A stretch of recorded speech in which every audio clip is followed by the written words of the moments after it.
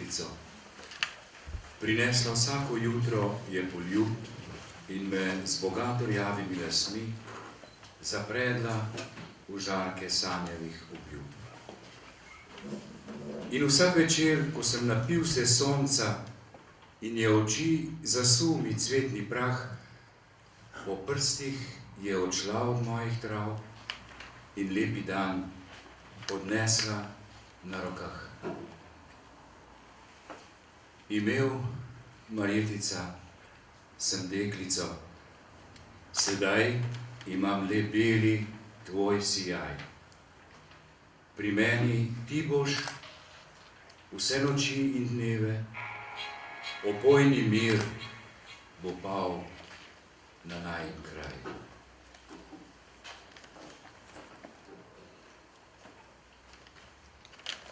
Bridko si kanila jesen v te dneve, v ihteči zlati grm in v sončne ladje.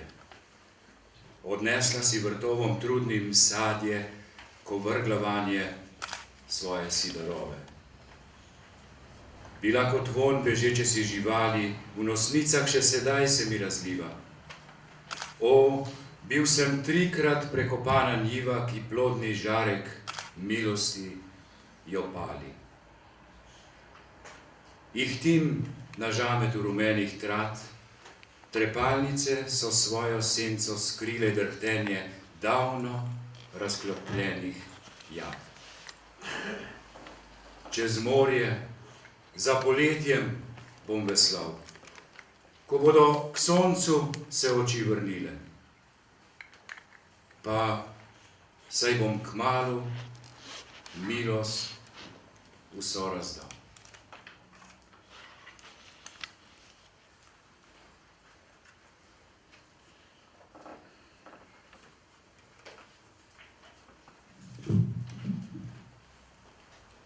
Gospod, podaril si mi odpuščanje.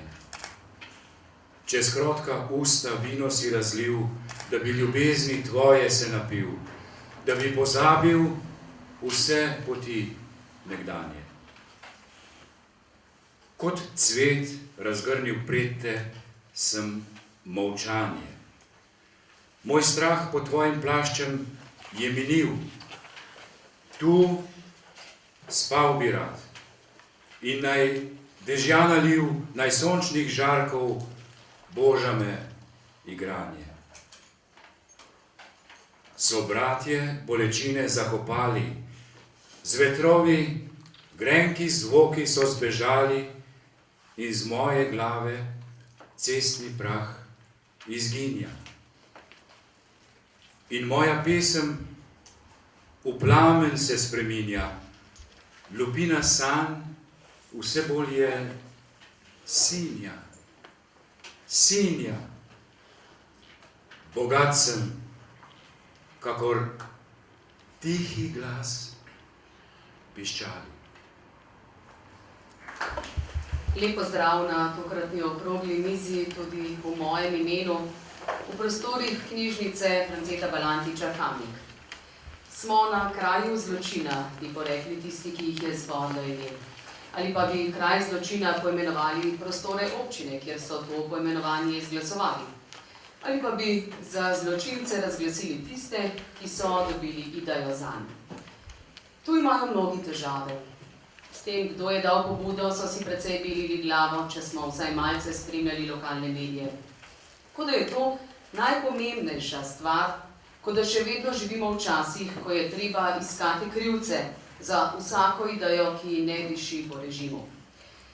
Smo torej še vedno tam, nam torej še vedno pripovedujejo, kaj lahko in česa ne, kako smemo razmišljati in kako ne, kdo je heroj in kdo ne, koga smemo častiti in koga ne. Še vedno potrebujemo dovoljenje, da smemo javno govoriti o tem, kako razmišljamo. Se je treba še vedno bati, če razmišljamo drugače. Zdi se, da v nekaterih okoljih duh časa zaostaja. Je to občina Kamnik? Odgovor je po mnenju nekaterih na dlani. Mi pa ga bomo morda slišali nocoj s pomočjo naših gostov, ki ki se jih prav veselim. Slišali smo že, da so z nami dr. Bernard Knežmak, dr. Andrej Perko in dr. Tomaž Erzar. Morda še beseda dve o tem, kaj počno. Dr. Knežmak je diplomiral iz primerjalne književnosti in sociologije, magistriral in doktoriral iz sociologije na Filozofski fakulteti. Kot docent danes na tej fakulteti in tudi fakulteti za medije predava.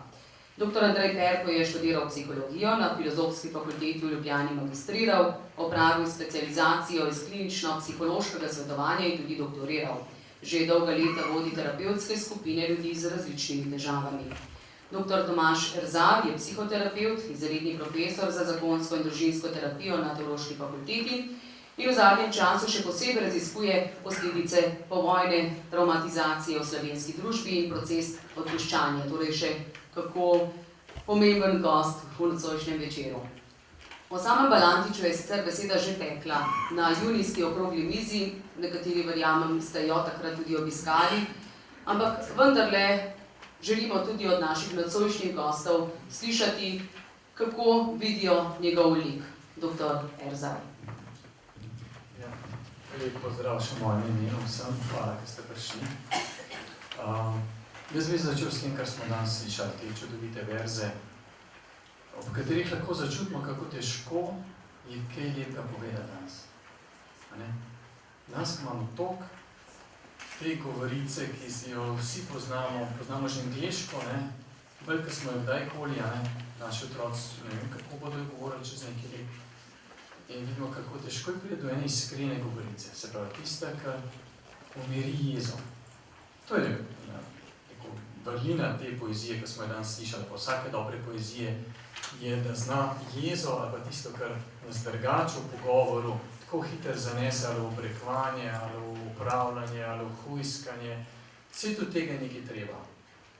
Ampak tam, ker se ljudje srečamo, je pa en govor, kjer smo drug pred drugim ranljivi, iskreni, kjer se povežemo v enem takem razumevanju, srčnem razumevanju. Ne samo misleno, ampak srčnem. Tam smo ljudje skupaj. In Balantičeva poezija sigurno ima to moč. In jaz si mislim, da zaradi tega je bilo treba tako držati na stran, ker je po mojem boljše od vsega, kar je potem nastalo. Ampak nisem ne vem kakšen strokovnjak za umetnost. Ampak če se malo pustimo tem verzom, postoji, koliko je to nežno, koliko je to ena rahločutna duša. In seveda je potem prišlo pa 50-60 let ene groze. In namesto, da bi se mi zdi, naši ljudje ob taki poeziji učili doživljati sebe, govoriti o sebi, se srečevati na taki iskrenosti, na taki ranljivosti, na taki odprtosti, smo seveda pač zapadli eno tako dosti bolj jezno obravnavo sebe, drugih, sveta, kako se bo vse to obrnilo, kam bomo šli. Danes vidimo, da nismo nikamor prišli. Zelo enostavno, svet je tak, kot je bil, še vedno nas umetnost ali pa taka umetniška govorica lahko odpre za eno tako globje doživljanje sebe. Jaz bi se začel.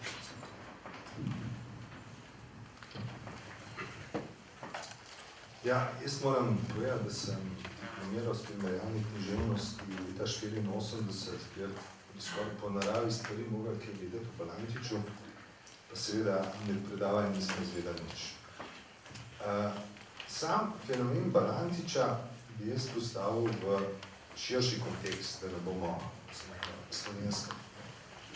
Namreč gre za preganjenega kulturnika, pesnika in ravno kar je išla v slovenščini prevod poljske biografije o znameniti šansonjerki Veri Gran. Vera Gran je bila pred vojno v Varšavi velika zvezda šansonov, izjemno bila oboževana, bila je lepa, markantna, šarmantnost, ampak bila je Židinja. Potem se je začela vojna in seveda končala v židovskem getu in židovski geto je na nek način živel naprej in ona je bila naprej v židovskem getu. In po vojni so seveda obtoževali, da je bila gestapovka. Gestapovka zato, ker je pač bila na prireditvah, kjer so bili tudi lahko tudi Nemci, oziroma kdorkoli se znajde tam že, sodelavci. In ta njena agonija je potem tekla tako, da je migrirala Francijo, potem je šla v Izrael, Recimo na njenem koncertu so napovedali Židije, da bodo prišli v arestantskih uniformah, če bo pet. In potem so jih prepovedali. Skratka, celo njeno življenje je bilo zaznamovano z preganjem. Preganjem, da so obteževali, da je bila sodelavka okupatorja. In to je trajalo pravzaprav do njene smrti, tam v zadnjem tisočletju, se pravi pred leti. In vse na osnovi tega, da je pravzaprav med vojno naprej upravljala svoj poklic. Da vojna ni bila samo vprašanje biti za, biti proti, ampak tudi možnost, da pač nadaljuješ tisto, kar je. Namreč, postavlja se tudi vprašanje, če si natakar in si stregel recimo nemškemu okupatorju, potem nisi bil sodelavc, če si pa slučajno pevec, si pa bil. In seveda, ta zgodba je bila dvolična, poznamo vsi, večina pozna film Polanskega, Pianist, ker je veliki pianist bil pravzaprav njen pianist, ona zvezda v filmu njen. In ta mož enako Žid igral za nemške oziroma za veliko goste.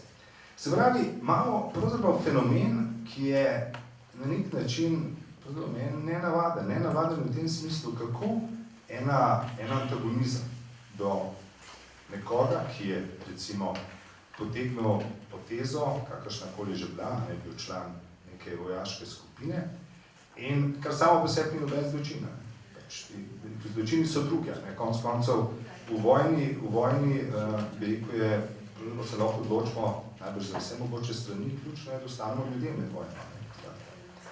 In to ustrajanje, to ponavljanje, eno in iste stigme je seveda znamenje, jaz bi rekel, ne pomanjkanja dialoga, ampak ničesar drugega. Pomanjkanja preprosto se razmisleka, pa ne razmisleka, sledenja še kakšni literaturi, še kakšni zgodbi, še kakšnim primerom, ki presega našo mini domovino. Skratka, tudi, ko smo v teh vprašanjih, pri nas smo zelo z veliko lahkoto se uporabljala beseda izdajalec. Izdajalec, kolaborant, to je bilo nekaj pač najvišja možna. Recimo, kdo bral spomine Charlesa de Gaulle'a o drugi svetovni vojni, bo opazil eno hudo njegovo zadrego. Ko je vodil uporniške enote in ko so imeli predtem, da imeli spopad v Alžiriji v Siriji z enotami Višija, je bilo za njega to izjemno težko. Namreč, kaj bi se zgodilo, streljati bi mogel na svoje sorojake. Skratka, Višijevski režim, ne glede kakšen koli bil, to so bili isti ljudje, skratka, bratja, pa so državljani. In to je bilo nekaj peklenskega za njega. In temu se je poskušal izogibati. Tudi, ko so vršili atentate v začetku v Franciji, je on se oglasil iz Londona in je rekel, da cena atentatov je bila huda. Streljanje talcev, po 100 ljudi je padlo zaradi enega atentata in v svojem govoru je seveda najprej pohvalil pogum, ampak potem je prepovedal vse atentate. Cena je nesmiselna. S tem nič ne dosežemo, samo količino ljudi izgubljamo. In to so vprašanja, ki bi morali se razširiti tudi v razmišljanju o lastni zgodovini. Skratka, ni samo zgodovina ta, ki smo se morda nekoč učili, pa jo bi postavili na glavo, ampak pravzaprav smiselno, če hočemo razumeti svet, je, da se ozremo tudi, kako so v drugih deželah, v drugih krajah, drugi ljudje se soočali z podobnimi primeri. Ja, jaz se spomnim, nisem pač živel v familiji, kjer sem naklonjeni Balantiču že od majhnega. Se kot otrok spomnim mame, ko je govorila o Balantiču. Hrče pravzaprav se ni vedelo nič. Seveda, že takrat se mi, sicer bolj previdno se je to govorilo, tudi o pobojih in tako naprej, ampak potem se je to kar pozabilo. Dolga leta. Še kasneje, za osamosvojitev in tako naprej, ko je to prišlo. Se o tem več govoril, sem tudi potem ga bral. In nedvomno, name je Balantič kot pesnik, prosto velik otis. Jaz tako tudi menim, da je resnično ga lahko primerjamo in damo v Bog Prešerno, oziroma tako je samim. Verjetno, če bi Balantič navela tragika je pravzaprav v tem, to, kar se je zgodilo, pravzaprav tragika tega človeka in pesnika in umetnika. Če bi živel v nekih drugih časih, verjetno bi ga častili, vsaj približno tako kot Prešerno. In tako je pravzaprav nerazumljivo, da nismo sposobni, pravzaprav Slovenci tukaj stopiti skupaj in priznati to veličino in to umetniško moč, ki izraža njegove poezije. Tako da mi je pravzaprav v nekem smislu žal, ne? Ta razklanost in ta razdeljenost slovenstva, tako da Bernardinova govorila, ne, v širšem kontekstu, ne, Evrope, če hočete v Evropi, kar se dogajalo, ne, pa se je dogajalo, ampak pri nas se pa dogaja še vedno, da je ta razcepljenost, ker je tudi v tem primeru se zelo natančno seveda lahko opazujemo, čutimo to razdvojenost. In konc gledam misel pravzaprav, da ljudje, ne, tako ali bomo kdaj prišli skupaj ali ne. Jaz mislim, da zelo težko. Kajti ljudje smo tako naravnani, da verjamemo tisto, kar hočemo vedeti. Argumenti tukaj niso važni. In dialog je tukaj pravzaprav potem nemogoč. Če nismo sposobni pogledati preko, da gremo preko sebe, da poskušamo seveda tudi z druge strani, z neko empatijo, če hočete, pogledati na te dogodke, ki se nas tičejo tako ali drugače. Seveda, tukaj lahko govorimo o indoktrinaciji in tako naprej. Ampak ali bomo kdaj sposobni res, ali bomo v bližnji bodočnosti, ker je to za mehen slovenski narod silno pomembno. Ali bomo kdaj sposobni skupaj stopiti in presežiti to delitev, ki je vedno, ki je tudi umetno povzročena. Sem razmišljal o teh stvareh. Sem pravzaprav ta hip, sem tudi napisal v časniku, ko sem jo prosil o tem fenomenu pravzaprav manjšine in pa mase, katerega se piše v svoji knjigi Upor množic, ki je leta 1930 napisal. In je tako aktualna še danes, zlasti v našem prostoru, da je to nekaj neverjetnega. Ko je možno že 100 let pokmarilo, pa še vedno je tako živa. Ali vse poznate Gaseja, od Frankovega režima ga hmalo strelili zaradi tega in tako naprej. Ampak se je postavil takrat proti Franku, proti njegovim generalom in je opisal, kdo je pravzaprav, kdo so ti posamezniki elita, kot on govori, in kdo je masa. In dobro, morda kasneje kakšno besedo o temu, ampak dokler bo tako, da masa prevzema neke položaje, ki jih pravzaprav ne pripadajo, ima nekih potencijalov, intelektualnih, etičnih, moralnih, potem seveda bomo težko reševali na nekim višjem nivoju to razklanost, ki je med nami. In Balantič je pravzaprav tragičen lik tega našega norosti slovenske. Hvala za te uvodne besede.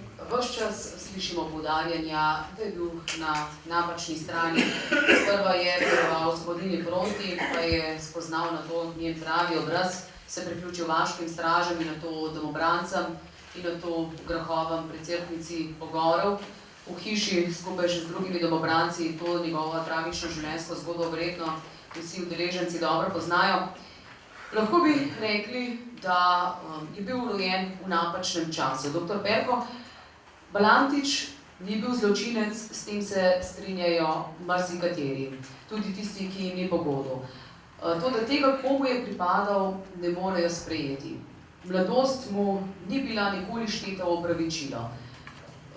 Tudi danes ne. Kako morda gledate na to, da je človek v mladih letih pravzaprav bil v vojni in kako se je odločal, je torej določalo njegovo usodo in marsikateri mladi človek je umrl zaradi odločitve, ki jo je pač sprejel. Mladost kot opravičilo ali ne? Kaj pravite?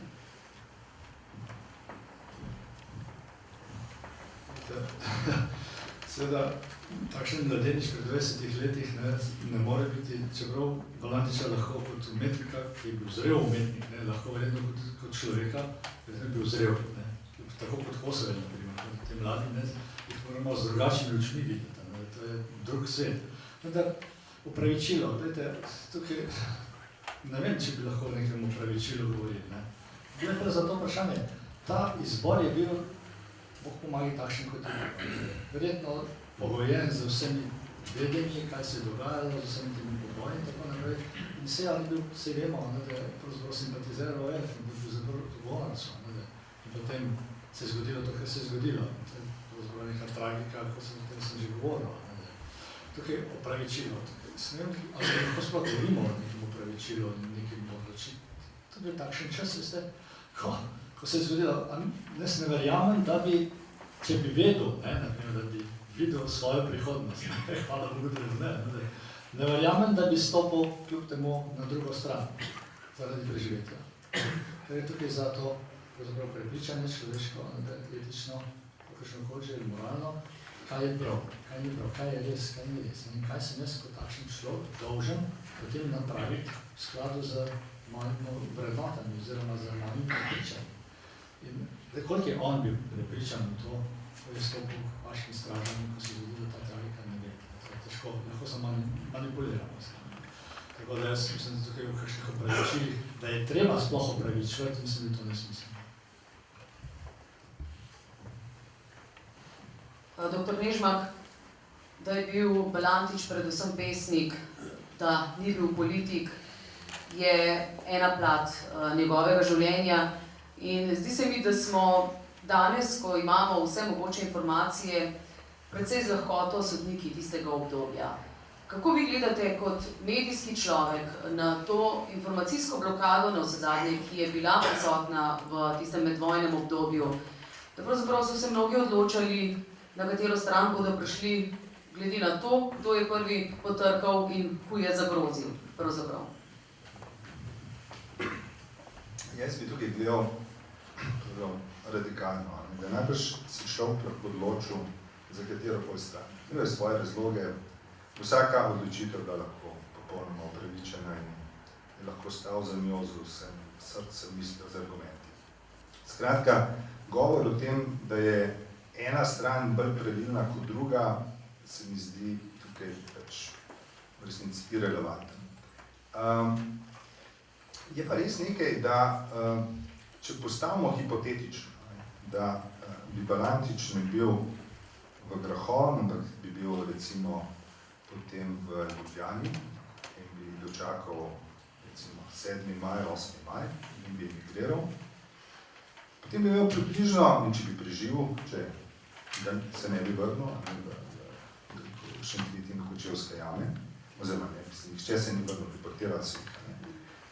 En trik, ko se uporablja, recimo se reče posilstvo nad jezikom, se reče, da so domobranci vračani.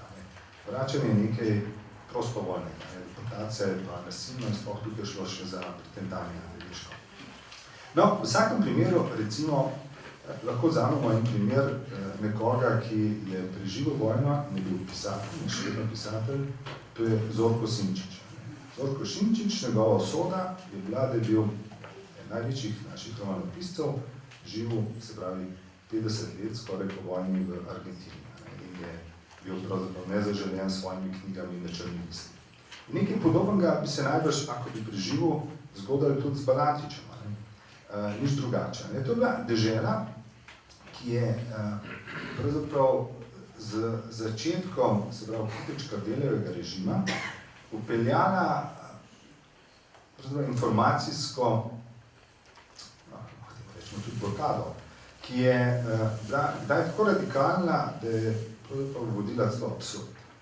Namreč, takoj po vojni so izdali liste nezaželene prepovedanih avtorjev in so jih seveda vrgali s knjižnic, razen v Nuku so tako po Nojetovi varianti hranili po en izvod v posebnem oddelku, ki je bil podključen pod policijskim nadzorom in tako imenovani defoncom reke. Jaz sem nekoč tam brskal in sem gotovo, da je bila v defondu knjiga izjemnega se pravi sadjarja Humka, ki je napisal knjigo o vzgajanju sadnih vrst. Tisto, kar je bilo nenavadno, je, da je ta ista knjiga bila tudi uredna v dostopnem arhivu. Kako je bilo to mogoče? Humek je tako kot mnogih 20.000 ljudi več emigriral. In ker so bili slovenski begunci izjemno dejavni, na avstrijskem so organizirali vse od šol, raznih delavnic, založb, je Humek ponatisnil svojo. Knjiga, ki je bila regularna v kraljevini, je zdaj naenkrat postala prepovedana samo zato, ker je bila izdana v sovražnikovem gnezdu, se pravi v begunskem taborišču. Se pravi, ta prepoved vseh besed, misli, idej, knjig, časopisov potem je seveda vplivala. Vplivala je v tem, da se je svet bistveno skrčil. Svet, po katerem smo si lahko predstavili zgodovino. Zgodovino je hudiča. Če nisi ravno sam udeležen dogodka, si odvisen od teh, ki ti jo pripovedujejo. In če jo pripovedujejo seveda množična občila in šolski indoktrinirani program, je potem tvoj zorni kod bistveno ožji. In zdaj je seveda še en hujši problem, da smo ljudje po naravi, recimo leni. Kdo se bo šel zdaj dvakrat učiti zgodovino? To, ki je doživel v recimo srednji šoli, osnovni, zdaj bi pa mogel prebirati na novo. In večina pač tega ne bo naredila.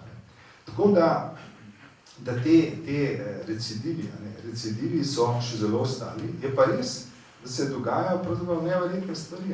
Sovjetska zveza nam je nekoč veljala za tisto najbolj trdo pest komunizma, ampak karkoli si že mislimo o Putinu, Putinov režim dopušča veliko hvaljenje bivših disidentov, Josip Brodski, ki je bil zaprt za dolga leta kot parazit in protidržavni element, je zdaj dobival svoje spominske hiše, ulice.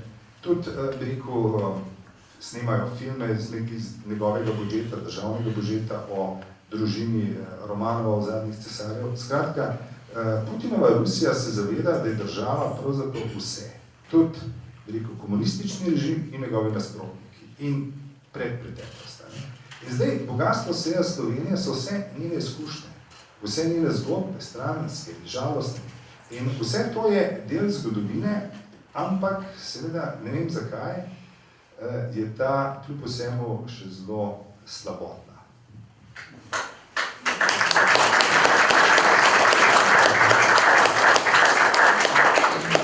Doktor Rezar, spregovorimo lahko ob tem še o nekaterih drugih zgodbah ob tej 70. obletnici vojne. Spomnim se, govorili smo januarja ob neki priložnosti, kako bo v medijih odmevala ta 70. obletnica, kako naj na vsezadnje se lotimo teh dogodkov. Nekaj debat se je odprlo, tudi predsednik države je storil nekaj korakov, ki mu jih ne bi bilo treba v luči sprave. Smo prešli, kaj pravite, od polaganja vencev pred te in one spomenike na višji nivo, smo izkoristili to 70. obletnico konca vojne za nek razmislek o dejanskih razmerah tedanjega časa? Ja, jaz mislim, da smo. Jaz mislim, da se je situacija malo premaknila prav v tem letu, prav zaradi teh drobnih sicer pobud, pa mogoče gest, ki kaže na to, da je to črno-belo slikanje malo popušča, se pravi, da vendar tako ne bomo mogli živeti naprej.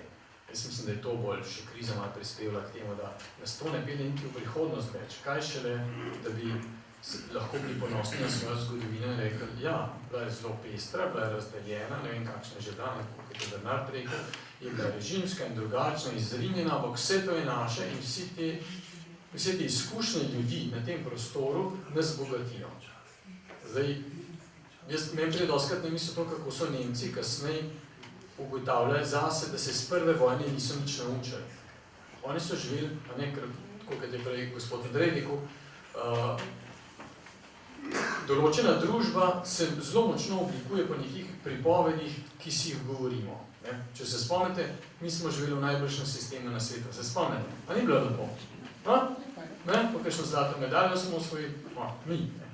Se pravi, mi se identificiramo, takrat z Jugoslavijo, ko je treba, takrat, ko pa je izgubila, se pa ne. Ampak to je normalno. Vsak narod potrebuje ene take spodbude in takrat, kadar našim ne gre, takrat nismo zraven, ker pa gre, smo pa usrečenci z našimi fanti.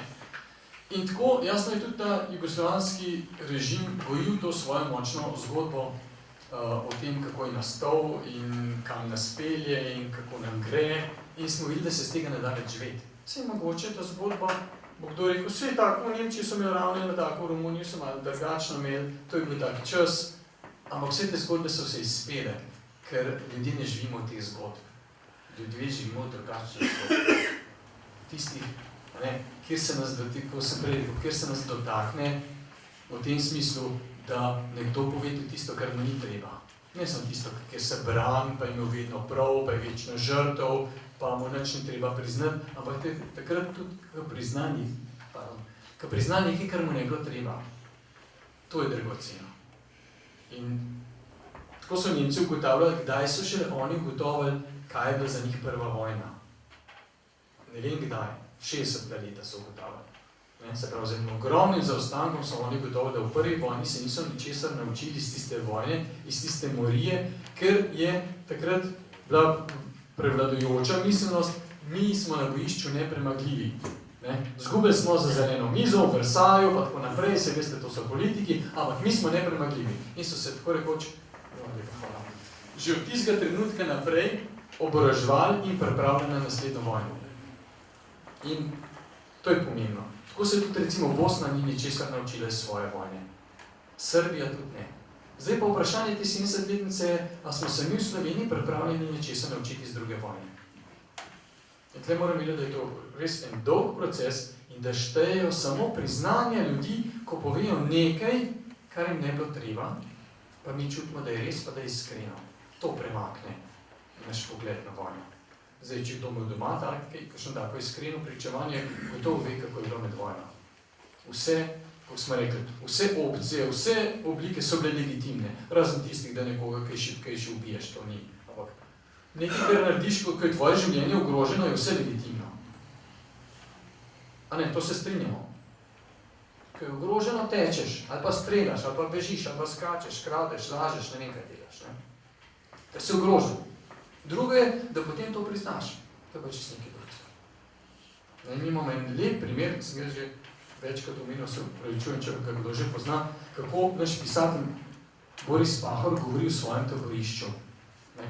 In on je prav, mi smo bili žrtve, grozni bilo, to vse pove, ampak pove tudi drugo. Prav, jaz sem preživel zato, ker mi smo jedli kruh tistih, ki smo vedeli, da bodo umrli. Naslednji dan, mi smo ga že prejšnji večer pojedli. On je bil bolničar. In prav, tega mi je sram. In takrat je njihov črta. Takrat on nam pove zgodbo o drugi vojni. Dokler bi on govoril, joj, je bilo grozno, pa ste Nemci, pa to bomo potrebni. Ne, to je en način govorjenja, ki mi je rekla v redu. Vse je bilo hudo, ampak mi z tega ne moramo več vedeti. To nam nič ne pove. Razumemo, da je bilo hudo, da si jezen še zdaj, uničil se zdravje in tako naprej. Ampak tisto, kar njega dela dostojanstvenega, je to, da je priznal, da takrat ga je bilo strah, pa da mogoče ni bil tako dostojanstven, ni bil tako pogumen, kot bi želel. Take zgodbe nam pa omogočajo, da se druge vojne in poslovimo in da dobimo eno izkušnjo, ki nas bo pelala naprej. Med dogodki, ki so verjetno izstopali v tem letošnjem letu, dr. Nežmah, je tudi spominska plošča, ki so jo poleti postavili v Velikih Laščah. Na isti plošči so napisane žrtve tako med partizani kot med domobranci, vmes pa napis Ljubi Slovenci. Pomenljivo, tudi nekaj takih zanimivih misli je bilo izrečenih. Eno spravno dejanje je nekako dosegla občina Velike Lašče, pa jih ni tako zelo veliko v tej naši ljubi Sloveniji. Kako vi ocenjujete to obeležitev 70. obletnice vojne?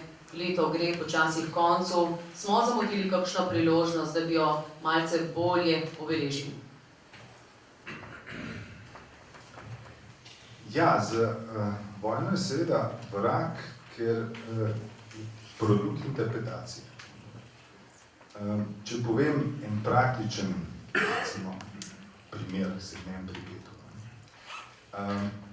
Mi smo živeli pod to veliko dihotomijo. Vojna je bil čas, ko si vzel orožje v roke in se boril proti okupatorju, ali si pa z njim sodeloval. To je bil cel možni svet. Sam se spomnim, da sem bil leta 90 v Clevelandu, imel sem eno predavanje in potem so seveda prišla publika, med njimi večina z domobranske strani. In jaz, ki sem recimo skozi mladino zadnja leta počel ves čas rušil tabuje in provociral aktualni režim, sem kljub vsemu obdržal eno idejo in sem jih spraševal, sem nekaj pa Hmediča, zakaj ste pa vzeli orožje? To se mi pa zdelo, da si bil tudi jaz dedič te ideje. In se je zdaj pa nihče ni več z mano pogovarjal, razen enega, ki se je pa spomnil, da je bil sošolc mojega očeta v gimnaziji.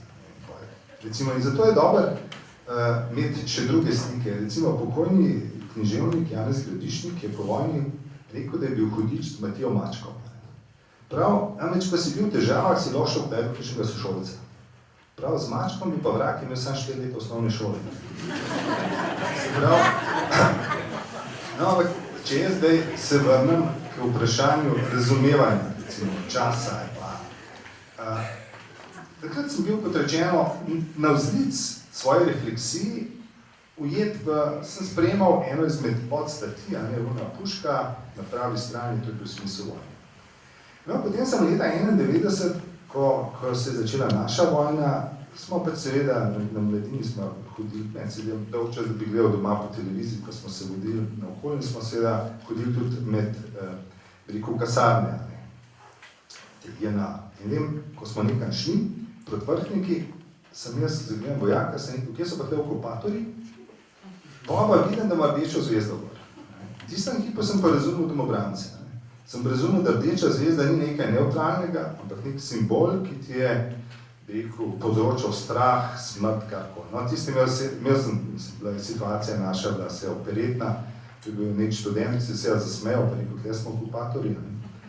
Ampak ta dilema je pravzaprav veliko hujša. Pred časom, letos sem prebiral knjigo francoskega zgodovinarja židovskega rodu, Luciena Lazarja, ki je bil med vojno makija, upornik. In kot upornik prav, mi se nismo borili, nismo streljali, ampak smo rešvali Žide oziroma vse te, ki bi končali v taborišču. In je rekel, 25 let sem rabil, da sem razumel, kaj smo počeli. Prav 25 let sem rabil, da sem prišel do tega, da upor protinacistični, pravzaprav ni bil samo streljanje, ampak da si lahko tudi s tem si rešil življenje, bil upornik. In šlo je pravzaprav za monopolizacijo oboroženega upora zoper vse ostale oblike rezistence. Ti si imel lahko rezistenco tudi s tem, da si prepeval, ne vem, v gledališču si igral slovenske komade tradicionalne. Skratka, ta ideja, kaj je edina forma možna toka dogodkov ali pa videnja, je bila pri nas, oziroma je pri nas zelo zacementirana. Zelo zacementirana in iz tega stališča, veste, te pa zelo resno vprašanje. Nemški jezikoslovec Viktor Klemperer je napisal knjigo o govorici nacizma. In je analiziral nemški jezik v času Tretjega rajha in je opisoval, kako se je spremenil. Kadar si govoril o junakih, je bil junak samo še nek vojak na fronti, junak pa ni bil več tist, ki je nekomu rešil življenje, s tem, da se neko počul v vodo ali pa kaj podobnega, za nekom se je utapljal.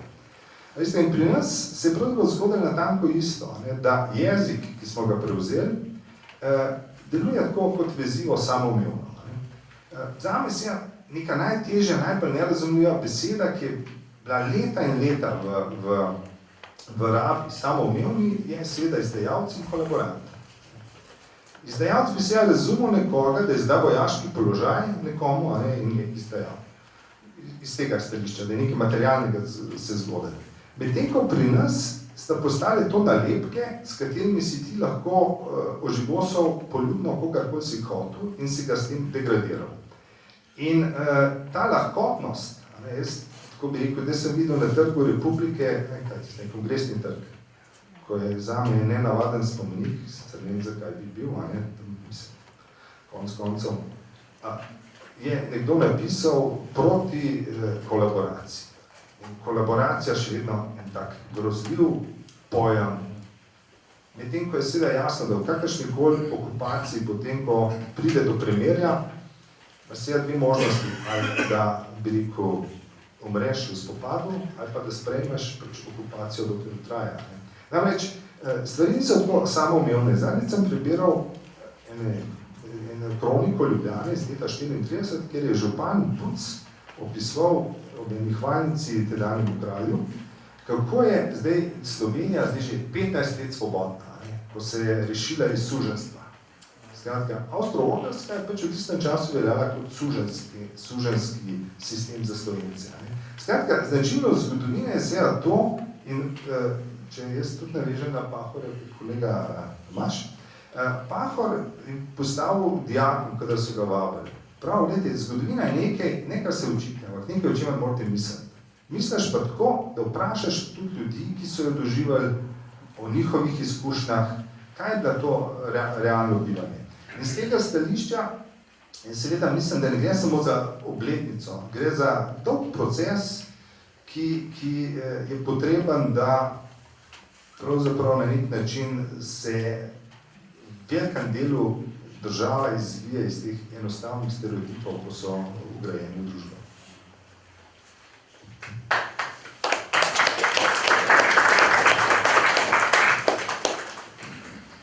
Doktor Perko, vsak posameznik pravzaprav bije nek tudi oseben boj v zvezi s temi vprašanji.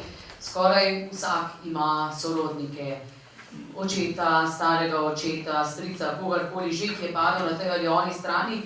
Kako nas to določa? Kako naj se posameznik s temi zgodbami spopade? Žal namreč živimo v družbi, kjer je zelo pomembno, čigav si. Mislim, da skoraj pogosteje slišimo vprašanje, čigav si pa ti, kot pa kako ti je ime. Se pravi, od koga si potomec, pa naj si ponosen na svoje prednike ali pa ne. Ta osebna nota me to zanima. Ja, vidite, moram reči, da smo rasli v takšni družini, kjer smo pač bili, zdaj bi rekel, bolj desni. Tako v tem smeri. Ampak zanimivo, moj oče, kot umetnik, se spomnim, k njemu so hodili na obiske v Cerknici, v kateri ima atelje oziroma v Ledni vasi, od škofov, se pravi od Perka, Rodeta, ki bi takrat še duhovnik in tako naprej, pa do Mačka, pa vseh politikov in tako naprej. In so bili njegovi gostje in se veselili in bili in bohe kaj že se učili. Prav, vsa Slovenija je tja hodila k njemu, kot znam umetnik. In tudi sam, kot otrok, ko sem to gledal in doživel, del tega, pravzaprav mi je bilo nič pretresljivega, nič čudnega. In eni in drugi. In se je dalo popolnoma normalno to razumeti in tudi doživljati te stvari. In tudi danes še. Ta znameniti general Franta, ki ima zdaj 92-93 let, Sever. To je oseben prijatelj, tudi očeta bil in tudi še zdaj moj. In on ima svoj pogled, seveda, on je bil pravzaprav fenomen, 20-22 let star popček, mladenič, ki je pravzaprav tukaj na menini planini ven z obroča, po neki sreči tudi bila, veliko sreče samo, da smo z tega obroča se prebili in preživeli. Ampak je pravzaprav v nekem smislu partizanska legenda. In je seveda tudi zvest in tudi vidi samo seveda za te svojimi očmi, svojimi, tudi ko se zdaj pogovarjamo. In jaz mislim, da ko se dosti srečamo, mene njegov pogled na vse to, ki izključuje to drugo stran, da je popolnoma nič ne moti. In ga sprejmem, jaz osebno, pač on je to doživel, on tako vidi in hvala Bogu. To je del te zgodbe, del te naše zgodovine in je prav v končni fazi del tako. Žal mi je sicer, da ni sposoben pogledati tudi čez, ampak tako je. Kot tudi na drugi strani so ljudje, ki so ravno tako fundamentalistični, lahko v nekem smeri kot eni in drugi. To je ta človeška, pravzaprav, v nekem smislu bi lahko rekel, neka normalna opredelitev, ko se skušamo, pravzaprav, da se čutimo, da se lahko identificiramo z nekim delom družbe, v katerem smo, zato se opredeljujemo. In takrat seveda smo nesposobni pogledati čez ta rob in videti stvari tudi z drugega zornega kota. To nas dostikrat blokira. Kot sem prej rekel, verjamemo tisto, kar hočemo verjeti.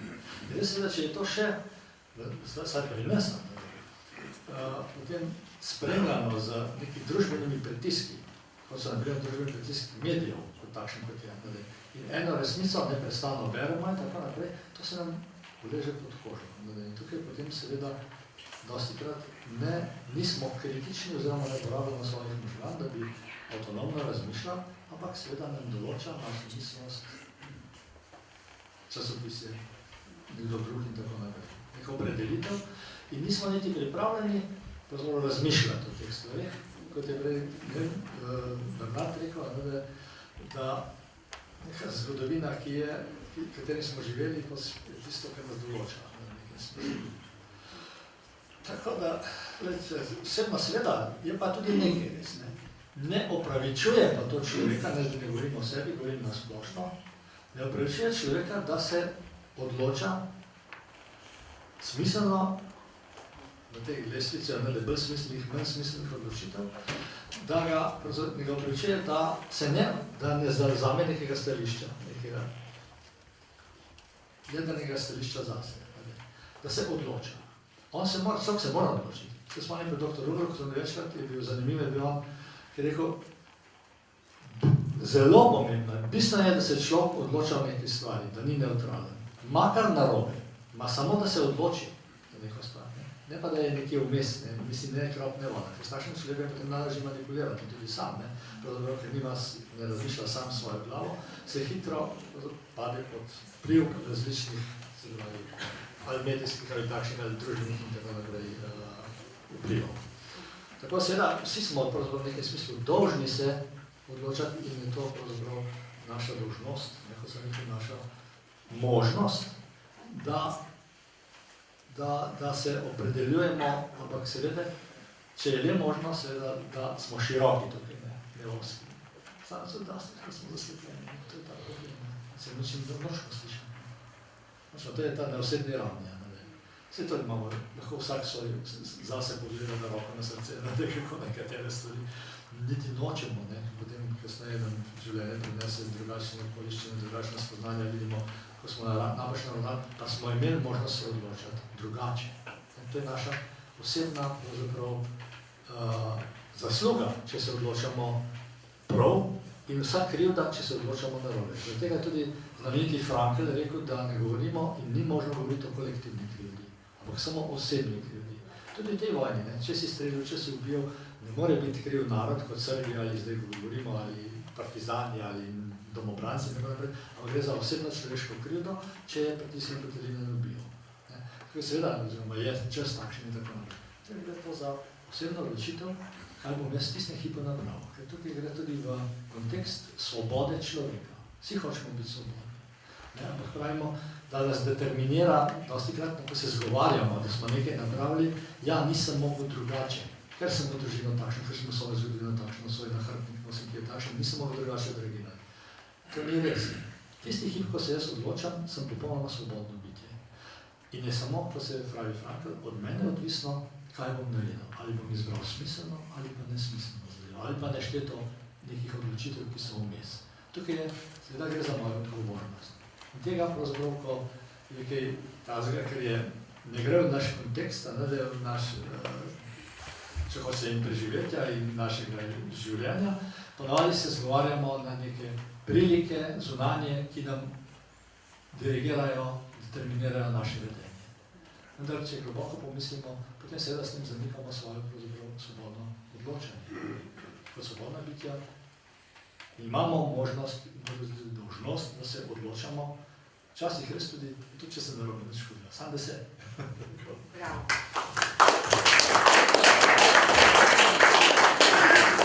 Ja, nekateri ne zmorejo odločanja, še na volitve jim je težko iti, tako da na vsakodnevni ravni, ko je treba sprejeti odločitve, se mi zdi, da je vedno manj, ali pa samo jaz dobivam tako občutek tistih, ki bi sprejeli odločitev in stali za njo. Obrok teh zgodb, dr. Erzar, me zanima, ko smo rekli, da vsak posameznik ima neke prednike, bodi si z te, one strani, ali pa če upeljemo še kakšno tretjo, da ne bomo tako zelo črno-beli. In morda, ko je rekel dr. Nežmah, da je treba vprašati, da dobiš odgovore, ampak zdi se mi, da je težko bilo spraševati tiste, ki so bili razglašeni, da so na napačni strani. Raje so pripovedovali tisti, ki so bili heroji. Je tudi to krivo morda, da je taka zgodovina prevladala, ker so bile zgodbe enih glasnejše kot drugih? Ja, gotovo. Sej, jaz nimam nič v partizanskim zgodbam, jaz mislim, da bi bile zelo zanimive, samo da bi bile resnične. Jaz bi zelo zanimalo, kako je bilo tem fantu, se te mogli strašno mraz, tam prva leta, 41, 42, ko so jih Italijani tam stiskali po Dolenskem. To je bila grozljivka, njih je bilo par sto, vse skupaj, če bi jih takrat zajeli, pa zaprli, bi se lahko zelo drugače obrnili stvari. Pa jih niso, ne.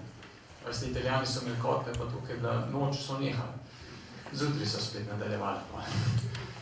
Če jih berete, tako, samo je treba malo soli brati te partizanske zgodbe, to je bilo kar ena preizkušnja huda. No, pa tam so se utrdili, tako da 43, ko je Italija padla, hola, in je zrasel pogum strašno, ne. In takrat seveda gori tistem, ki so še, kako smo rekli, oklevali ali pa še niso vedeli, kam se je treba obrniti, ker pa ni bilo več milosti. No, že prej je bilo precej likvidacije, ampak so bile še omejene, potem pa ni bilo milosti, ne. Po Torjaku ni bilo milosti. Dobro, pa da ne bomo samo v zgodovini. Jaz sem hotel tole povedati. V Nemčiji so eno raziskav naredili o tistih policijskih rezervnih enotah, ko so bile poslane na Poljsko. To je ena znamenita knjiga, ki se reče Običajni ljudje. Ker to je nauk te knjige je, da ti policisti, ki so sicer v kakšnih, mislim, da v enem mesecu pobili tudi po 80 000 ljudi. Normalni ljudje, običajni ljudje je nauk te knjige. To niso bili zločinci, niti fanatiki, niti sadisti. Ne? Tako da reči, da ne v vojnem času ljudje se sami odločajo, to ne drži. Mi sicer imamo ta ideal, tako kot smo slišali, in je zelo lepo, da ga imamo, ampak še v mirnodobnem času, veste, se ljudje ne odločamo po svojem. Zato, ker mi ljudje se odločamo v enem takem pritisku, pod enim takim režimom, ki ga predstavlja vojaška obveznost, ukazovanje, poveljniški sistem, ti si pa star 19 ali pa 22 let, pa ne mi reči, da se kdo svobodno odloča. Vse imate unuke, pa sinove, pa no, pri 22, kdo se svobodno odloča? Moj se svobodno odloča, da bo prišel po 3 pirih domov, 2 zjutraj. Zelo svobodno se odloča. Hecam se, ampak nauk te knjige, Običajni ljudje je ta. Tam je bil en major teh rezervnih policijskih enot, ki so bile poslane na vzhod Poljske, ki je rekel vojakom, kdo noče streljati, mu ni treba. In vse 2/3 jih je streljali. Tako da ne mislim, da so bili vsi pod prisilo. No in pokazalo se, da eni so res v teh streljanjih šli po teh svojih ideoloških norijah, BS-u, so šli zelo daleč. Večina je to naredila, ampak jim je bilo zelo težko. Večina. Bila pa ena manjšina, ki pa vedno se umaknila. Pa jim ni nič naredil. In nauk tega je, če se manjšina upre, takoj na začetku, preden se začnejo kakšna grozodejstva, karkoli, preden stvari podivjajo, lahko manjšina veliko stvari zaostava, zato ker bo vedno ta večina se za njo postavila. Ta večina je ravno to naredila, da tisti, ki bi že kakšno še med sabo začeli s kakšnimi obračunavanji, se niso upali in so tiste primer pustili. In to je tisto, kar svet lahko umiri pa premakne naprej, se pravi manjšina, ki ve, kaj hoče. Tako da to zelo podpiram, da se je treba tudi v takih situacijah odločati. Sam ljudje se ne, žal se ne, se ne moramo. In pričakovati to od teh mladih ljudi, da bi se odločali, pa da bi ne vem kakšne herojske dejanja počeli, to ni realno, to je, mi si lahko zdaj tako mislimo, ampak če gledate njihove zapiske, če gledate zapiske ljudi iz taborišč, iz teh, ki so se skrivali pred Nemci po Franciji, to, kar je Bernard omenil, se pravi, te judovski otroci, preganjeni, skriti otroci, tam ni bilo herojskih zgodb. Samo to je, da je kdo vzel tega otroka, mu spremenil ime, mu dal križek okoli vratu, zato da ne bi domislil, da je judovski otrok, in so ga skrivali, čeprav so vedeli, da če bi odkrili, bi šla cela družina. To so bili heroji, ne? To so bili francoski heroji. In na drugi strani imate francosko policijo, ki je mirno, s tistimi ukazi, ki so jih Nemci napisali, hodila okoli in lastne državljane, čeprav so bili Francozi, ampak so bili judovskega rodu, preganjali in pošiljali taborišča In seveda z raznimi predvezami, da grejo delati, da je to samo preselitev, premestitev in tako naprej. Tako da lahko tudi malo razumemo to grozo teh naših ljudi, ki so recimo po vojni bili vrnjeni tudi za eno tako prevaro nazaj. Ne? In lahko tudi razumem, zakaj se niso uprli, kar je zelo zanimiv, zakaj se to 1000 ljudi ni uprli, zato ker je vodstvo imelo popolnoma drugačno sliko in ne vem koliko časa, cel mesec ali 14 dni, niso mogli verjeti temu, kar se dogaja. Tako ljudje, rekel, težko sprejmemo realnost, če ne ustreza temu, kar si mi mislimo. V takih razmerah vojnih je treba biti zelo prožen in fleksibilen v razmišljanju, v čustovanju, da se nekako prebiješ. In jaz mislim, da to popotnico bomo tudi v teh časih rabili. Dr. Berko, v tem obdobju, ko torej se spominjamo 70. obletnice konca vojne, je hkrati v državi zaznati tudi precej nastrojenosti, ko je bilo postavljenih kar nekaj spominskih obeležij tudi na to drugo plat, na to temnejšo plat zgodovine, recimo obeležje na kopiščih je bilo velikokrat že tarča vandalov, so ga oskrunili. V Ljubljani spomenik vsem žrtvam še niti postavljen ni, pa so zadnjič tja prinesli torej svinjske glave in še kaj se je našlo prašičjega. Kam smo padli? Tudi to na vse zadnje, da je kar naenkrat, če se vrnemo k Balantiču, ta v občini Kamnik problem. Pred leti je bil postavljen spomenik, pa je bila občina ponosna nanj. Zakaj danes ni več? Nekaj se je premaknilo tudi v drugo smer, ne le pozitivno, kot je prej dejal dr. Erzar.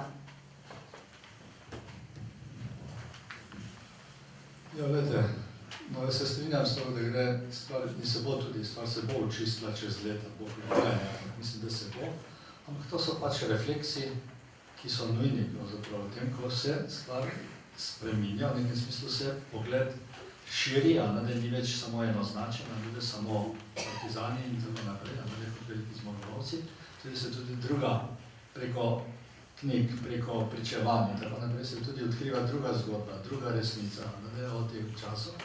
In tukaj seveda je lahko razumljivo, da določen del ljudi, ne, ki je prepričan, odreagira na ta način, ne, ker se čuti prizadeti. Posebno se čutijo prizadeti, saj takšen občutek imam jaz, ko z njimi govorim ali ko to opazujem. Kot da se to je tista nesposobnost, nezmožnost pogledati preko, tudi razumeti ta čez z drugimi očmi, ta zafiksiranost v tem, to je pravzaprav ta tragika. Jaz mislim, da tako, to je seveda neka masa, psihologija mase, da se pravi množice deluje po nekih svojih zakonitostih in principih, nedvomno. Ampak kljub temu, tukaj je seveda, kot se strinjam tudi s tem, da premik bo počasen, ta premik bodo napravili seveda izbranci, narekovajo izbranci, ampak ali posamezniki oziroma manjšina. To so tisti ljudje, ki imajo pravzaprav, kot ga se opisuje, tako sem prej že omenil, to so ljudje, ki so posebej, pravzaprav, bi rekel, ali izobraženi oziroma usposobljeni, posebej usposobljeni, ki niso domišljavi, da so kaj več kot drugi, zaradi svojega vedenja, znanja, razgledanosti morda in tako naprej, in so pripravljeni več delati, kot pa od njih družba ali kdorkoli zahteva. Sami od sebe. Ti so tisti, ki bodo vedno preboje napravili. Masa ljudi, to je pa večina, tega ne bo. To pa so pač ravno nasprotno ljudje, ki so posebej usposobljeni in ki čutijo in mislijo tako kot večina. Z njimi je zelo enostavno manipulirati. Več ali manj nekdo, ki spada v prvi del, narekovajo, potem mislim, da se to ne dogaja pri njih, da ni sposoben pogledati tudi preko. Tako da to so refleksi, ki bodo še nekaj časa, ne bomo, da bodo. To je ta usodna razdeljenost Slovencev, levi, desni, se pravi domobranci, partizani in ta borba, ki še vedno tako živa. Nas tako razdvaja. Ker je pravzaprav, jaz mislim, tragika za Slovence, ker nas je samo 2 milijona približno in tako usodne razdeljeni. To se pozna na vseh področjih. Tragično. Še vprašanje dr. Nežma, pa potem pa bomo dali možnost tudi vam. 3 vprašanja bomo dovolili, da ne bomo še 2 uri tukaj, mislim, da je smiselno se omejiti. Dr. Nežma, tudi o sodobnih medijih je treba nekaj reči, oziroma o sodobnih možnostih komunikacije. Facebook in Twitter doba, njuna moč angažmaja se je večkrat že pokazala pri raznih protestih. Tudi tokrat, ko je bila knjižnica poimenovana po Balantiču, se je zagnala določena družbena skupina prek teh medijev. Recimo celo oglasila se je neka socialistična partija Slovenije. Sama sem prvič slišala za to organizacijo. Ta doba, kam nas bo pripeljala ta moč angažmaja prek teh medijev, ki hitro pridejo tudi do mladih, ki hitro sprovocirajo, ki morda širijo tudi laži, kajti tako hitro se vse skupaj dogaja, da ni moč takoj odreagirati na vse te zapise. Kakšen vpliv bo imelo to? Ja, najprej se treba zavedati velike omejitve medijskega sveta. Nekako ljudje spontano verjamejo, da to, kar mediji poročajo, bolj ali manj. Ampak, če vzamemo zdaj zadnji zgled, zadnja dogajanja, recimo v Siriji, kjer ruska letala bombardirajo uradno položaje islamske države. Ne vem, kaj poročajo mediji, skratka, navajajo poročila, se pravi, moskovskega pa ruskega obrambnega ministra, kaj vse so zadeli. Hkrati pa pripovedujejo, navajajo izjave raznih proti Asadovih skupin, ki pa pravijo, ne, v resnico zadel nas. Zdaj, kako si postaviti tle sploh sliko, kaj se tam zgodi? V vsakem primeru moramo zdaj sprejeti, da novinarjev ni tam. Skratka, kaj se dogaja v Siriji, ne vem. Objektivno ne vemo nobenega pravega dokaza, razen ruskih posnetkov. Ampak zdaj pravzaprav gre pa preprosto za uporabo zdrave pameti. V primeru Ukrajine je bilo meni izjemno zanimivo, ko so razglasili Donbas, skratka svojo suverenost, Rusi v vzhodnem delu. In na dan, ko so ustanovili formalno so imeli neke volitve, je sklenil predsednik Porošenko, da bo poslal velike vojaške enote proti Ukrajini. Zdaj, takrat medijev ni zanimalo, koliko ljudi, koliko tankov, kaj je to poslal. Zdaj, čez 14 dni so pa se začudeno sporočali, da je prišlo do spopada. In negativci ruski in proruske enote. Skratka, mi imamo danes en fenomen, da tudi če pogledamo, če dalje manj imamo dopisnikov, kjer bi nekje bili. Že naši dopisniki televizijski, ko vidite, bolj ali manj se sklicujejo na časopise, ki so jih tam prebrali, televizije, redko kdaj imamo kakšen posnetek, da je kdo nekam šel. In zavedati se moramo, da ta medijska realnost, ki jo dobivamo, da je res medijska realnost. Da kdaj z tem, kaj se nekje dogaja, pravzaprav nima nikakršne povezave več. Je samo za interes nekoga, ki eno sliko hoče predstavljati. Vsi smo zgroženi, ko smo, ali pa mnogi, ali pa skoro človek mora biti zgrožen, ko je gledal ali pa slišal za posnetke obglavljanja nasprotnikov islamske države. Od nišče, tudi mediji niso poročali. Zadnje dni se je začel javljati, da v Saudski Arabiji imajo že dolgoletno navado, da nasprotnike režima obglavljajo in zelo, pribijajo na križe. Demokratična dežela, zoper katero ni nobenih sankcij, nobenih dejanj. Skratka, medijski svet je nekaj, kar bi se ga mogli pravzaprav učiti brati. To je tako kot reševanje, kaj je rebusa, kaj drži. Ni, ampak večinoma pa ljudje z velikim veseljem sprejemajo, to je točno tako, kot je. Zdaj, glede teh socialnih mrež, skozi katere pridejo neke ideje, je pa zanimivo to, da v družbi vseh možnosti, če opažamo, bo gotovo, koliko malo je iniciativ državljanov. Recimo, iniciative so to vrstne, neke ideološke, bi neko ime pravo ali ne. Ampak je bila pa iniciativa, da se v nekem mestu ena skupina vzame fenomen velikega mesta, največjega mesta Ljubljane, ker pravzaprav ni meščanov. Meščani se nikoli ne oglasijo, da bi kaj hoteli, razen da bi mogoče nek avtobus kampirali. Nobene želje v tem, v kaj bi investirali mestni proračun. Skratka, nobene zahteve. In te socialne mreže v bistvu omogočajo orožje, da bi se meščani državljani organizirali, hkrati pa omogočajo seveda zelo enostavne manipulacije, kot ena manipulacij, za katero večina najbrž niti ne ve, je na spletnih straneh, recimo medijev ali pa tudi nacionalne televizije, so potem neki pripisi, ki se mi reče komentar. Jaz ne vem, kdo je dal to ime. Namreč komentar vsebuje besedo mens, razum. Medtem ko, kaj pa preberamo pod odzivi, je pa ponavljati samo neko sovraštvo, jeza, ta je slab, zakaj je to počel, zakaj ga ne zaprejem in podobno. Ampak, tisto, kar pa seveda večina ne ve, je pa, da obstaja ena serija PR agencij, ki jih lahko najameš, zato da njeni najeti študenti ali karkoli pišejo komentarje po potrebi določene opcije, določene tudi podjetja, karkoli že je. Skratka, mi živimo v veliki manipulaciji in tudi na teh Facebookih nikoli ne vemo, kdo je za tem. Z tega stališča, če kdaj potreben premislek in razum, kaj pravzaprav sploh nekdo posporoča, je to zdaj.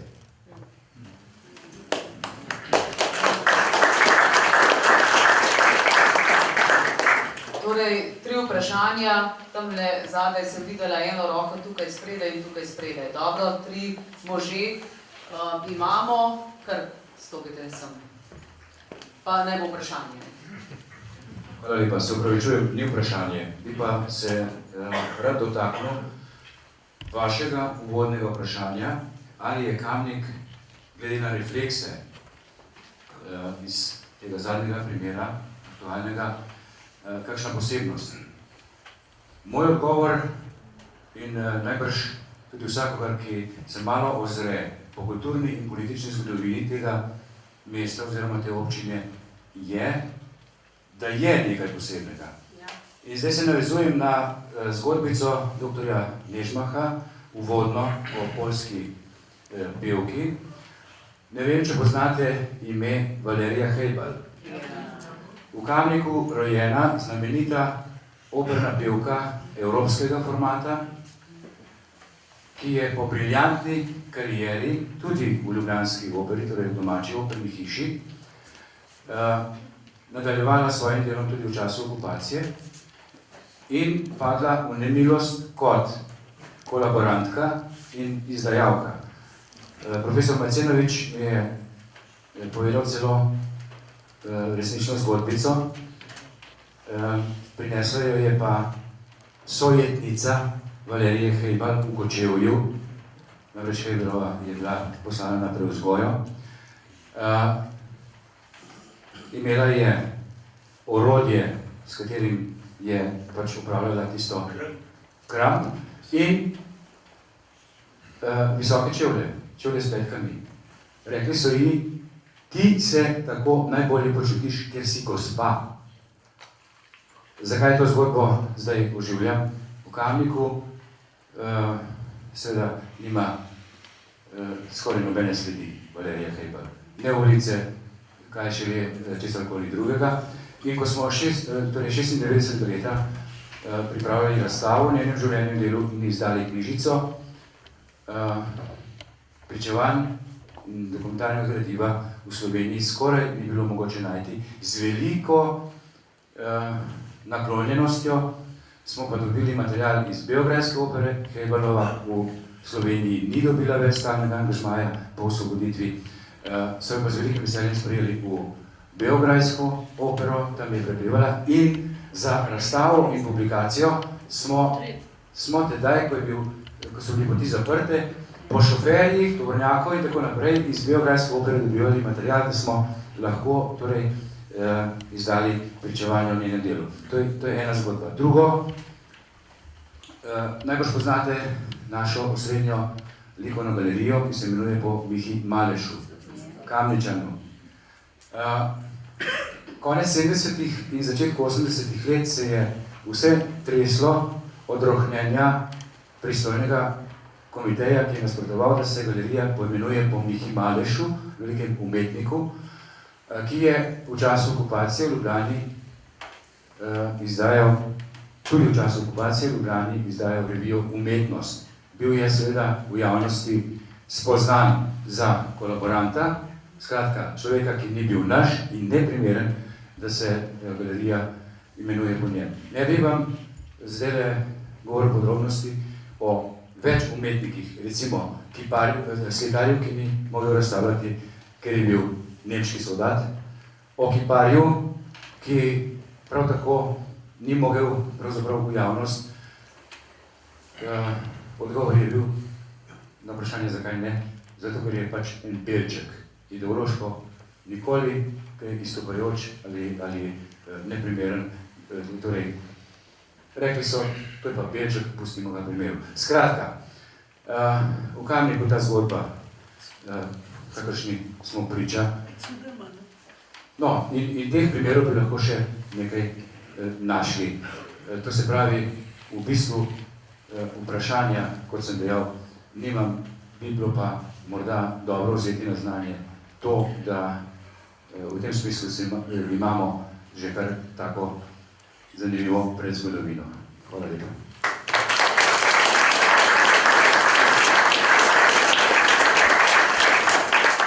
Ja, cela serija torej zgodb, o katerih bi lahko danes še govorili. Zaprosili ste še vi za besedo, prosim na kratko. Seveda. Zanima me, ali pri vzpostavljanju normalnosti, kar je zdaj dogajanje okrog gospoda Balantiča, umetnika, ali je njemu to škodi ali koristi? Vzpostavljanje normalnosti, kultura, ali je to škodljivo ali pozitivno za več možnosti? Gospod Bezak, prosim. Ja, jaz mislim, da je še neodločeno. Kar se bomo iz te izkušnje naučili, jaz mislim, da bo koristilo temu, da bomo obogatili naš prostor s tem, da sprejmemo tudi različne glasove. Jaz mislim, da imamo velike težave s tem, da bi razumeli različnost. In si predstavljam, da ta izkušnja, ne glede na to, kam se obrne, to ni zdaj nogometna tekma, črno-belo, ampak mislim, da je proces, v katerem se lahko naučimo, kaj sploh pomeni sprejeti različnost. To, da mogoče se pač nekateri s tem ne strinjajo, da večina mogoče pa se, ali pa obratno. In tukaj vidim jaz en izziv tega. Teh incidentov ali pa takih nesporazumov ali pa nasprotovanj pa še kar nekaj, ampak mi se moramo naučiti z njimi živeti. Se to ni nič takega. Se leta 91, jaz mislim, da marsikdo ni bil proti, mislim, je bil proti osamosvojitvi, pa a smo ga ustreljali? A smo mu pokojnino vzeli? Kje so zdaj te izdajalci? Ne, smo pač vzeli, ok, v teh časih je pač taka različnost normalna, ne? Se lahko njej pogovarjamo, lahko da človek pove, ja, mi je žal ali pa mu ni žal, gotovo imajo svoje razloge in s tem živimo danes naprej. Mislim, kot družba moramo naučiti slišati drugačnost. Ampak to pomeni tudi moramo slišati drugačnost izbrisanih, pa tudi tisti, ki nam ni všeč mogoče. Ne? Moramo slišati, kako je živeti tukaj, če si, ne vem, predstavnik tega naroda, drugega, tretjega in tako se bomo obogatili. Ne bomo se obogatili s kakšnim čiščenjem.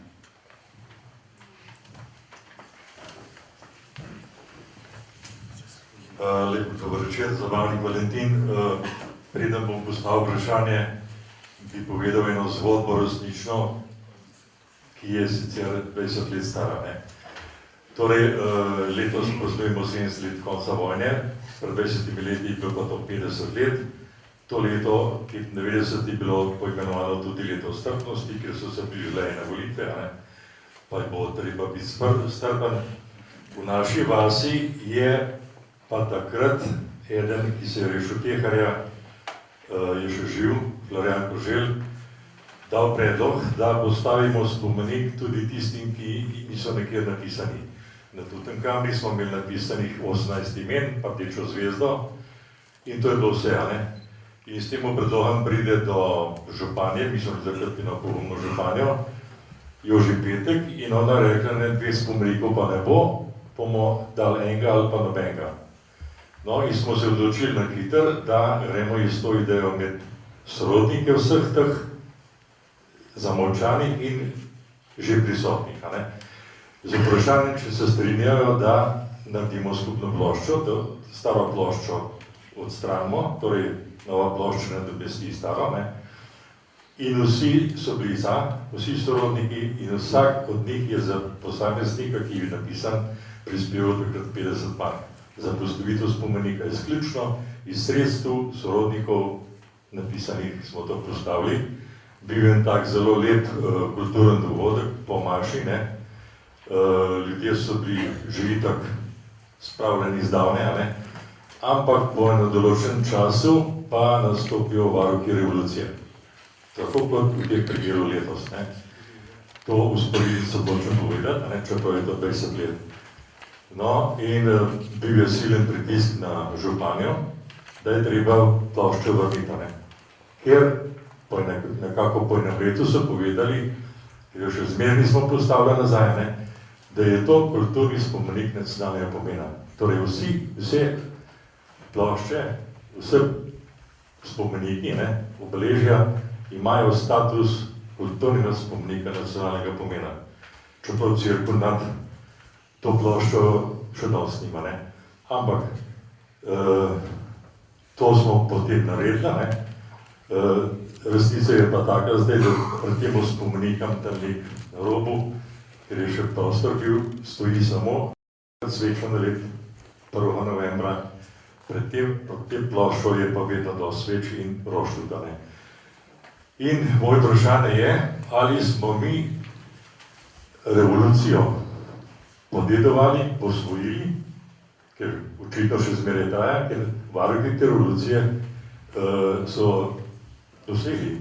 V tem primeru Kamniku, v primeru Balantiča, je ravno tako kot sorodniki takrat tih napisanih na plošči so demokratično izglasovali, torej s podpisom, soglasjem, v Kamniku in v Komendi pa to naredil občinski svet. Kdo pa je višji organ? Ampak v vlasti se revolucija, varuhi. In dokrat bomo mi v Sloveniji in v Kamniku polagali vence pred spomenike revolucije, dokrat časa tega nismo razčistili. V družbi jaz mislim, da bomo imeli stalni problem, ali smo v demokraciji, ali ima vedno še revolucija glavno in končno besedo. Za moje pojme je odločitev občinskega sveta dokončna in za njem ni nobene druge stvari.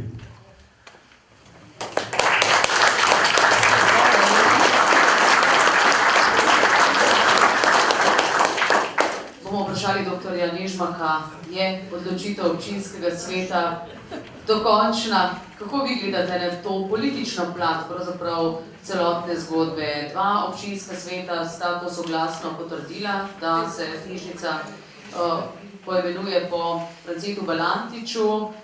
Je še kje kak primer, ko bi se takole premislili? Imamo še kakšen zgled v tujini? Tako dobro ste seznanjeni z razmerami po svetu, vam pride kakšen na misel? Jaz bi pogledal recimo v parlament. Ko parlament sprejme zakon, potem seveda, tega pa jaz tudi se ne spomnim, da bi kdaj kakšna skupina protestirala, pa čez en teden sprejmejo nov zakon. To je vprašanje za pravnike, moj pogled pravnega akta, da je to nekaj popolnoma nezamisljivo. Je pa res, da je gotovo en tak peklinski problem antagonizem. Jaz imam zelo rad antagonizem, ampak problem te dežele je bil ta fatalni, uničujoč.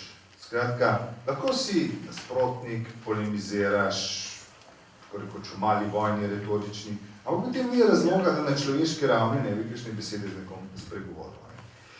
Zgodba, se pravi, ta druge vojne je, in predvsem je pa treba pač biti enostavna, ta, ki je štartov z antagonizmom, je bil pač partijski režim. Ta je šlo v fatalnost. V fatalnost, da nasprotnik nima pravice bivati, po vojni celo to nima pravice imeti spomenika, nima pravice niti mrtev biti. to je najbolj radikalna drža, ki onemogoča kakršenkoli antagonizem, ker pač antagonist ta sprava sveta. In gre za to preprosto vprašanje, kako hkrati gojiti, obdržati to različnost, nasprotovanje, obenem pa, da to ostaja v tem civilizacijskem krogu priznavanja, dopuščanja drugega, da drugi obstaja, da ni nikakršne potrebe drugega izničiti, oziroma še nekaj, da se treba navaditi, da so kdaj sprejete tudi odločitve, ki niso po tvoji volji. Si lahko nevoljen, ki protestiraš, ki pišeš, samo pač živiš z njim. Skratka, da sprejmeš življenje tudi takrat, ko nisi ti akter.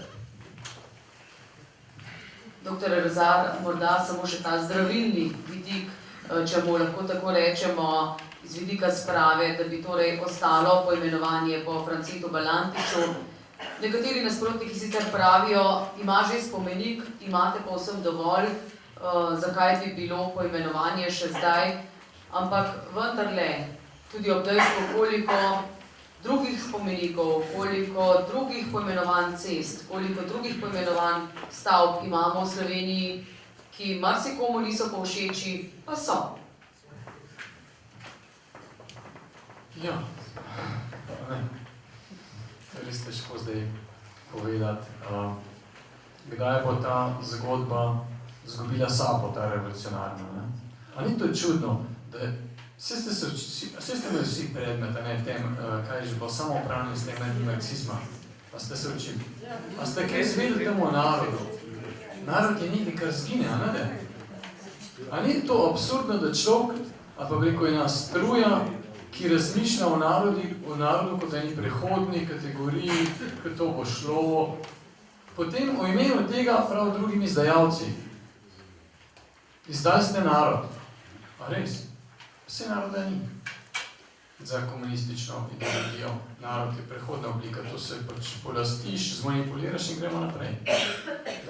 Šteje proletariat, pa take stvari. A ni to čudno? A ni to ena slaba vest teh ljudi, da pravzaprav, če smo res čisto iskreni, če enkrat prevzameš to držo, da je treba najprej na oblast prideti in da zato lahko marsikaj povozaš, si s tem izdal samega sebe. In tega, jaz mislim, da je tam vir. Mi rabimo zgodbe tudi z te revolucionarne strani, kot da pač rekla enkrat žal nam je. Takrat se bo pa nehal. Mogoče tega ne bomo doživeli. Mogoče. Storilci, to tudi spet prav, da ga je najbolj presenetilo to, da storilci v Nürnbergu, pa jih je bilo kar nekaj, par 100. Noben je rekel, žal ne. Noben. Tako da, mogoče tudi naši ne bodo nikoli rekli. To bi bila najlepša sprava. Samo enega rabimo, ko bo iskreno rekel, žal ne. To je bila ena velika neumnost. Smo bili naduti, pa hudobni. In žal nam je. Če tega ne bo, bomo pač mogli poskrbeti, da te druge naše žrtve ne bodo ostale večne žrtve. Veste, ker večne žrtve se hitro spremeni v storilca. Večna žrtva, to zdaj prihaja malo to temo, ki smo jo letos hoteli lansirati, se pravi odpuščanje. Pa kaj pomeni odpuščanje? Pomeni samo to, ne moramo biti stalne žrtve. Tudi tisti, ki so res trpeli od režima ali pa na drugi strani, se ni važno. Veste, če si stalna žrtev, pomeni, da imaš vedno prav. In če imaš vedno prav, pomeni slej, ko prej boš naredil drugim ljudem hudo krivico. Enkrat so naredili take smešne eksperimente, veste, da so študentom dali ene teste, ki jih se ni da rešiti. So se matrali, in so dobili vse en zelo slab občutek. On je pa raziskovalec rekel, dobro, dajte tle počakati, bi mi še eno uslugo naredili, ali pa pejte domov. Od tistih, ki so bili žrtve, ki so se počutili, da so krivičen test dobili, vsi so šli domov. Pomeni z drugim besedam, če si žrtev, tudi nobene usluge drugemu ne boš več naredil. Si nesočuten, zagrenjen in slej, ko prej boš širil tisto krivico, ki si jo ti dobil, jo širil naprej. In tle jaz mislim, da je priložnost tudi za vse te ljudi, ki se počutimo ali pa se počutijo, da je režim prikrajšal, je to, da se tudi oni premakne en korak naprej. Da pustimo te revolucionarne zgodbe, pa te provokacije, ko je reče, da ne bomo, pustimo to mi. To je en diskurs jeze, stalne, tiste te upravičenosti, mi imamo prav. To je treba pustiti, ne gre mimo. Hvala lepa, mislim, da so bile to zanimive sklepne misli. Bomo naredili piko na tokratni okrogli mizi, še gospod Jože Berlec ima par besed, sicer pa verjamem, da naši gostje bodo še na voljo za kakšno tako osebno dvogovorno izkušnjo. Tako da, gospod Berlec. Par besed to pomeni, prebral bi samo izjavo nekaterih podpisnikov in podpisnic, ki smo jo namenili temu preimenovanju. Torej, podpiramo poimenovanje knjižnice po Francetu Balantiču. Posamezniki, ki delujemo na kulturnem in civilno-družbenem področju občini Kamnik, ugotavljamo, da se mora ena od javnih kulturnih ustanov na Kamniškem poimenovati po Francetu Balantiču, enem največjih slovenskih pesnikov. Pesnik France Balantič sodi po mnenju literarnih zgodovinarjev, poznavalcev in ljubiteljev poezije med največje slovenske pesnike. Pogosto ga primerjajo s Prešernom. Njegova poezija ni obremenjena s problemi vojnega časa, ampak je globoka izpoved mladega človeka. Izpovedna središča njegovih pesmi so ljubezen, Bog, dom, narava. Torej ni slabega, ne? Ob informaciji, da se spreminja odlok o ustanovitvi matične knjižnice Kamnik, smo pobudo za preimenovanje posredovali vodstvu Kamniškega občinskega odbora Nove Slovenije. Poudarjamo, da gre za civilno in strokovno pobudo. Svetniki Nove Slovenije smo se dogovorili, da z dolžnim spoštovanjem varujejo naše osebne podatke in jih predstavijo članu občinskega sveta ali z našim soglasjem. Ker imamo zaupanje v pravno državo, verjamemo, da je bilo preimenovanje knjižnice v obeh občinah sprejeto po uveljavljenem in predpisanem postopku. O preimenovanju pa je bila obveščena tudi širša javnost v obeh občinah. Vsekakor je bilo dovolj časa za demokratično razpravo in predstavitev nasprotnih mnenj, ki pa se v času sprejemanja odločitve o preimenovanju niso artikulirala. Preimenovanje Kamniške knjižnice so soglasno potrdili svet občine Kamnik, svet občine Komenda in svet knjižnice. V teh svetih so ljudje, ki so bili demokratično izvoljeni in predstavljajo različne politične usmeritve. Prepričani smo, da so se skupaj z županoma zavedali, o čem odločajo. Menimo, da morajo svetniki v obeh občinah zavrniti ponovno razpravo o preimenovanju knjižnice.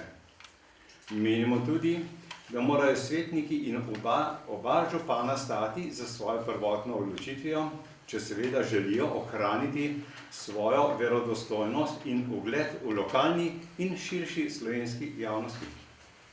France Balantič je po rojstvu in družini Kamničan. Prav je, da mu kot velikanu slovenske besede s poimenovanjem knjižnice po njem izkažemo spoštovanje. Podpisnikov ne bi bral tudi v tisti brošuri, ki jih imate. Hvala lepa.